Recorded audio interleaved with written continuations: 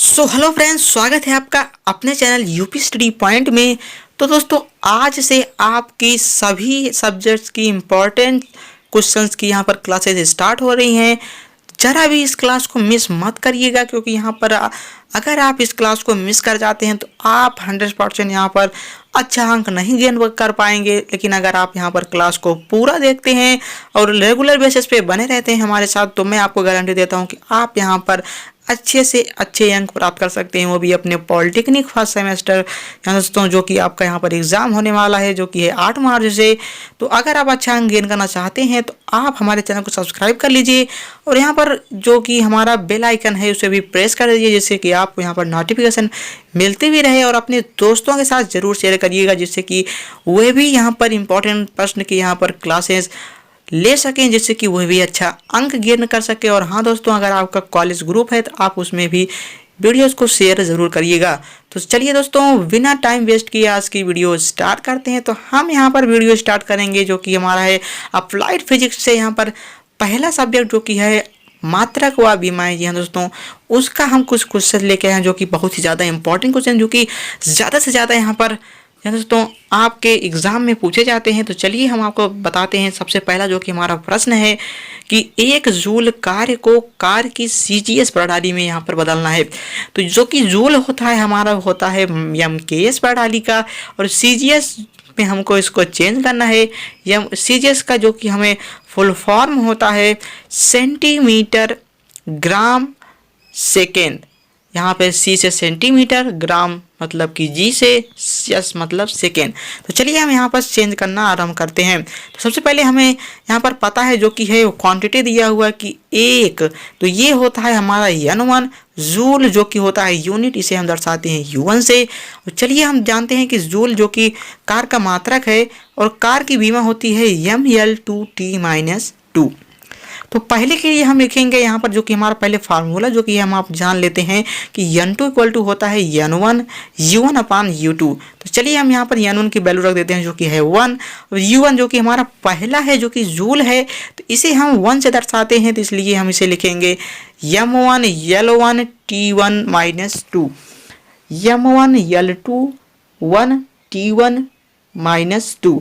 तो पहले हम इसे लिख लेते हैं इस प्रकार। अब u2 के स्थान पर हम यहाँ पर 2 लिख देंगे, क्योंकि हमें यहाँ पर cs में चेंज करना है। तो दूसरे को हम दर्शाएंगे m2 l2 स्क्वायर t2 की पावर माइनस 2।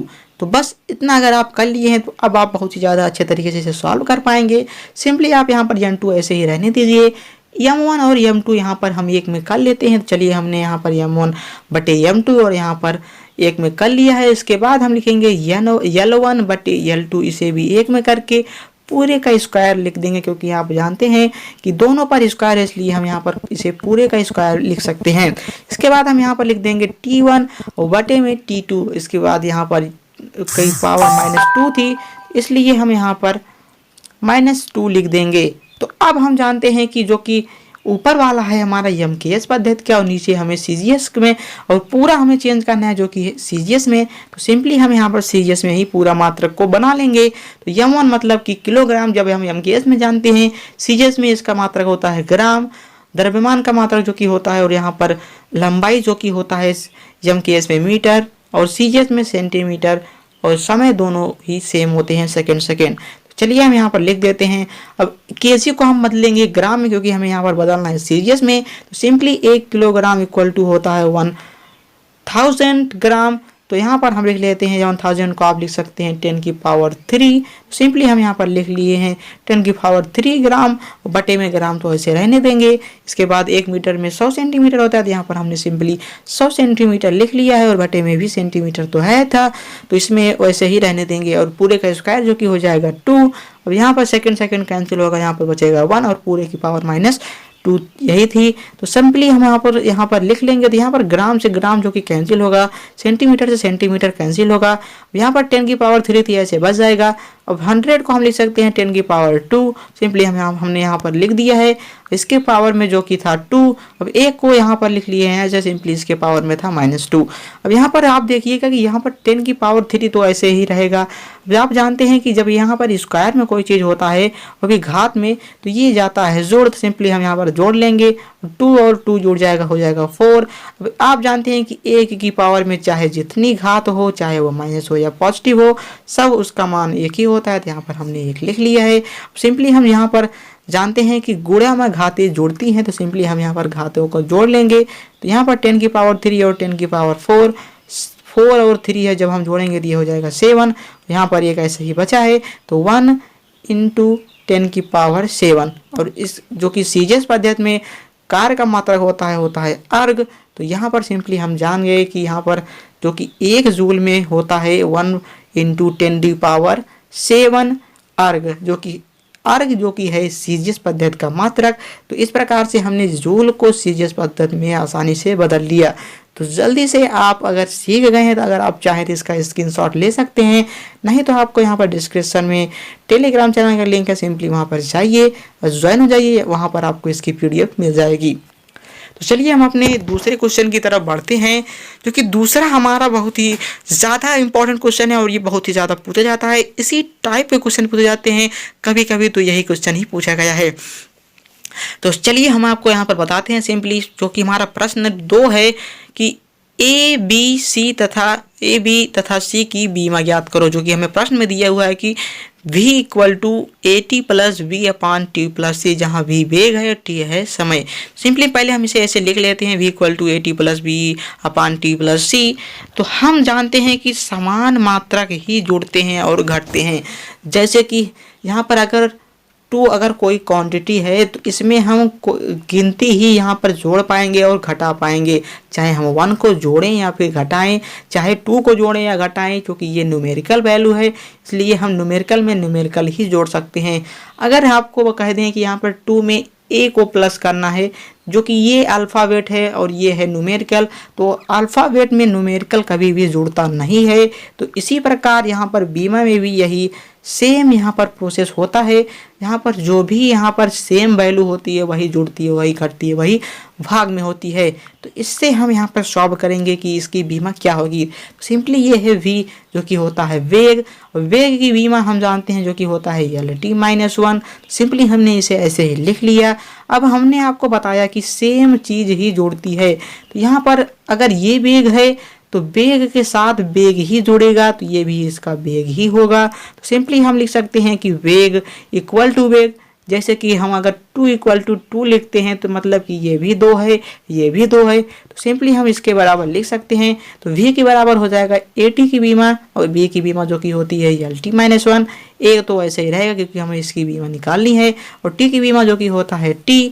तो सिंपली हमने जब यहाँ पर a की बीमा लिखा तो यहाँ पर v के बटे में आ जाएगा t की बीमा, ये हो जाएगा LT-1 बटे में t, और ये जब ऊपर जाएगा तो हो जाएगा T-1, और T-1 में T-1 जब हम जोड़ेंगे तो ये हो जाएगा T-2। तो इसकी जो वैल्यू आ जाएगी हो जाएगी LT-2।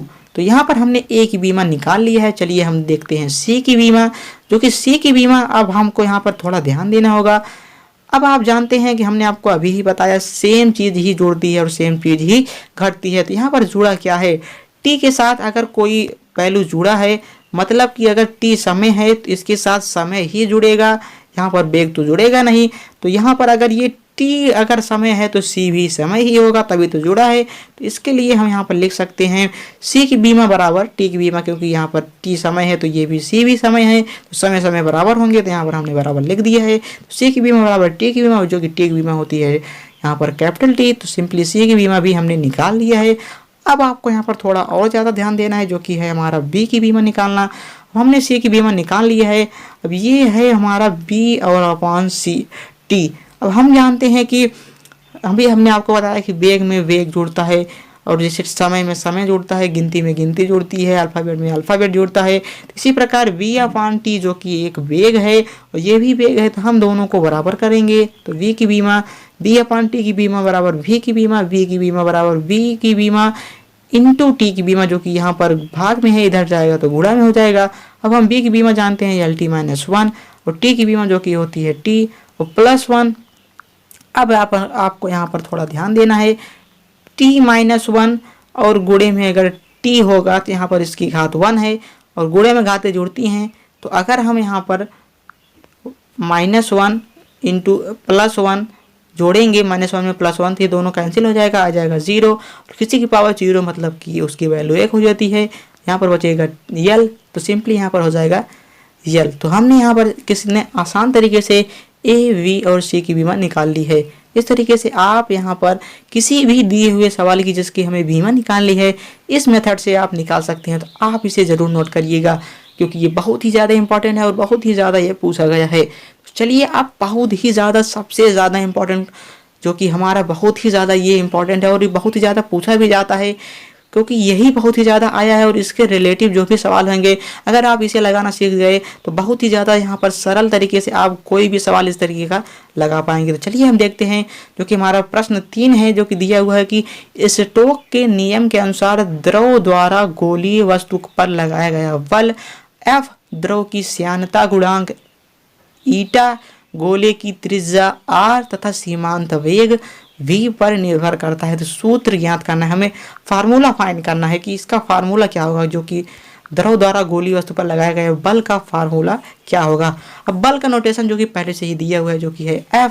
अब सबसे पहले हमें ध्यान देना है कि यहाँ पर हमें लिखना है कि F किन किन बातों पर निर्भर कर रहा है। तो F यहाँ पर निर्भर कर रहा है श्यानता गुणांक पर, जो कि है ईटा पर, और ये निर्भर कर रहा है त्रिज्या पर गोले की, और ये सीमांत वेग पर। तो जिन बातों पर निर्भर करता है, हम सिंपली अनुक्रमानुपात का चिन्ह लगा के सिंपली उसको यहाँ पर गुणा में लिख लेते हैं। तो इस तरीके से हमने लिख लिया। अब आपने देखा कि यहाँ पर हमने लिख लिया। अब आप जानते हैं, जब यहाँ पर अनुक्रमानुपात का चिन्ह हटता है, जब हम यहाँ पर इक्वल लगाते हैं, तो यहाँ पर एक नियतांक आ जाता है, जो कि होता है के। तो सिंपली हम यहाँ पर लिख देंगे F इक्वल टू के ईटा की पावर A, R की पावर B, V की पावर C। तो हम इसे मान लेते हैं क्वेश्चन नंबर 1। तो सिंपली हम आपको यहाँ पर बताते हैं, अभी आपने देखा था कि जो भी यहाँ पर हमने यहाँ पर सवाल लगा रहे थे, हम सिंपली उसकी बीमा निकाल के ही लगा रहे थे। इसे भी बीमा के माध्यम से ही बताना है। सिंपली हम जानते हैं कि यफ की बीमा क्या होती है। यफ की बीमा होती है ML T-2, और ईटा की बीमा क्या होती है। ईटा की बीमा आपको याद करना है ML-1 T-1, और इसकी पावर में क्या थी, ए थी, तो हमने यहाँ पर सिंपली ए लिख दिया है। और आर जो कि एक दूरी यहाँ पर है, तो इसे हम लिख सकते हैं यल, जो कि इसकी बीमा होती है। सिंपली इसके पावर में था वी, तो हमने यहाँ पर वी लिख दिया। और वी की बीमा जो कि आप ऑलमोस्ट जानते ही हैं, जो कि होता है LT-1, और इसकी पावर में था सी, तो हमने यहाँ पर सिंपली सी लिख दिया। अब हम यहाँ पर थोड़ा यहाँ पर ध्यान देंगे कि यहाँ पर जोड़ और घटाव का यहाँ पर प्रोसेस होने वाला है। यहाँ पर इसे ऐसे ही रहने देते हैं। यम को हम अलग कर लेंगे, तो सिंपली यहाँ पर यम की पावर में क्या था, ए था, तो हमने यहाँ पर यम की पावर में ए लिख दिया। अब यल को हम देखेंगे, यल की पावर में यहाँ पर क्या है, यहाँ पर -1 है, जब इससे गुणा होगा तो हो जाएगा -a। यहाँ पर यल की पावर v है, तो यहाँ पर v लिख देंगे। यल की पावर c है, तो यहाँ पर c। अब आप जानते हैं गुणा में जो घातें होती हैं जोड़ती हैं, तो सिंपली -a प्लस b और प्लस c हमने जोड़ लिया है, तो यल की पावर में -a plus b plus c हो गया। अब t जो कि अकेला यहाँ पर एक t है यहाँ पर और एक t यहाँ पर, t की पावर में -a है और यहाँ पर भी -c है, सिंपली हमने यहाँ पर लिख लिया -a और -c। अब हम जानते हैं कि यहाँ पर जब सेम वैल्यूज होती हैं, तो हम अपने जो भी न्यूमेरिकल होते हैं उसकी घातों की यहाँ पर तुलना कराते हैं, क्योंकि अगर आधार सेम होता है तो घातें भी सेम होनी चाहिए। क्योंकि यहाँ पर अगर आप जानते हैं कि 2 की पावर 2 है, तो 2 की पावर 2 ये इक्वल ही होगा, क्योंकि अगर आधार सेम है तो घातें भी बराबर हो जाती हैं। तो चलिए हम घातों की तुलना करा लेते हैं। तो यहाँ पर सिंपली जब हम यहाँ पर देखेंगे कि यम जो कि एक ही यम है, यहाँ पर यम की पावर 1 है और यहाँ पर यम की पावर a है, तो a इक्वल टू 1 हो जाएगा। अब यहाँ पर यल वाला पोर्शन देखेंगे, तो यहाँ पर यल की पावर 1 है, यहाँ पर यल की पावर -a प्लस b और प्लस c है, तो यहाँ पर इस इक्वल टू लिख देंगे 1। इसके बाद यहाँ पर देखेंगे t की पावर -2 है, यहाँ पर है t की पावर में -a और -c, सिंपली आप यहाँ पर लिख देंगे -a -c इक्वल टू -2। अब सिंपली यहाँ पर आप जानते हैं कि यहाँ पर हमने अभी निकाला a इक्वल टू 1। अब सिंपली हम इसमें यहाँ पर रख देंगे a की वैल्यू, तो यहाँ पर हो जाएगा -1 और -c इक्वल टू -2। -1 यहाँ पर जाएगा, तो ये -2 में से जब +1 यहाँ पर घटेगा तो ये बचेगा -1, और यहाँ से माइनस और माइनस कैंसिल हो जाएगा, तो सिंपली यहाँ पर बचेगा +1। तो c की भी वैल्यू हमने निकाल ली है। a और c की वैल्यू जब हमें पता चल गई है, तो हम सिंपली यहाँ पर दूसरे वाले में और c की वैल्यू रख देंगे, यहाँ पर b की वैल्यू आ जाएगी। तो यहाँ पर a की वैल्यू जो कि है -1 हमने रख दिया, यहाँ पर। इसके बाद सी की वैल्यू यहाँ पर रख देंगे 1, -1 से +1 कैंसिल हो जाएगा तो बी की वैल्यू जो कि आ जाएगा 1। अब सब वैल्यू हम यहाँ पर समीकरण 1 में रख देंगे, जो कि हमें ए की वैल्यू भी पता है, बी की पता है और सी की पता है। तो चलिए हम यहाँ पर रखते हैं। तो यहाँ पर हमने जो समीकरण बनाया था, यहाँ पर बना था हमारा f = k eta power a r की पावर v v की पावर c। तो सबकी वैल्यू जब हम यहाँ पर रखेंगे तो ये हो जाएगा f = k ईटा की पावर 1 r की पावर 1 v की पावर 1। अगर घाते 1 है तो कोई मतलब नहीं रहता है, तो ये हो जाएगा f = k ईटा r इंटू v। यही हमारा जो कि फाइनल फार्मूला हो जाएगा, जो कि किसी द्रव द्वारा गोली वस्तु पर लगाया गया बल का फार्मूला होता है। तो इस तरीके से अगर कोई भी फार्मूला फाइंड करने का यहाँ पर हमें सवाल दिया हुआ है क्वेश्चन पेपर में, तो इस तरीके से हम यहाँ पर कोई भी फार्मूला फाइंड कर सकते हैं, जो कि हमारा बीमी सूत्र विधि से हम फार्मूला फाइंड करते हैं। तो ये हमारे 3 आज के जो कि बहुत ज़्यादा इंपॉर्टेंट यहाँ पर क्वेश्चन थे, जो कि हर साल यहाँ पर लगभग पूछे ही जाते हैं। अगर ये सवाल नहीं पूछा जाता तो इस टाइप के जरूर पूछे जाते हैं, नहीं तो यही सवाल ज़्यादा से ज़्यादा पूछा गया है। तो आपको अगर ये वीडियो पसंद आई है तो वीडियो को एक लाइक कर दीजिएगा और ज़्यादा से ज़्यादा अपने दोस्तों के साथ शेयर करिएगा, जिससे कि वो भी ज़्यादा से ज़्यादा इसका लाभ उठा पाएँ। और हाँ दोस्तों, टेलीग्राम जरूर ज्वाइन करिए, क्योंकि यहाँ पर आपको PDF मिल जाएगी इसकी। तो चलिए दोस्तों, मिलते हैं दूसरी वीडियो में, तब तक के लिए देखते रहिए चैनल को। जय हिंद, वंदे मातरम।